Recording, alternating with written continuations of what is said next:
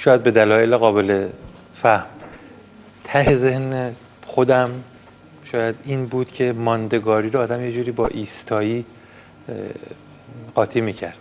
یعنی وقتی یه چیزی ماندگار میشه انگار به همون شکل اول موندگار میشه. من فکر می‌کنم هر کسی به تاریخ امروز ایران نگاه بکنه، از مقاومتی که درش جریان داره تا حالا یه گوشه ای از این تاریخ، یه گوشه افتخارآمیزی که ما به حالش شاهدش هستیم، سیمای آزادی، ماندگاریش اتفاقا در گرو تغییر و تحول و تلاش مستمر، یه چیزی نیست که جای راکت مونده باشه. فائق اومدن بر مشکلات و تضادهای روزمره‌ای که این ماندگاری رو تضمین بکنه، یه اعتماد به آدم میده، یه درک جدیدی، یه فهم جدیدی اصلا از این مرحله میده. من می‌خواستم اینم در کنارش بگم.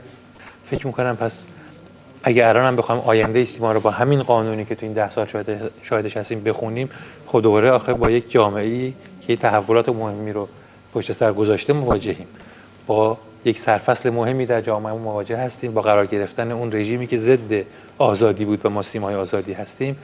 این آخر رژیم از سرفصلی گذشته، در یک سراشیبی سقوطی قرار گرفته.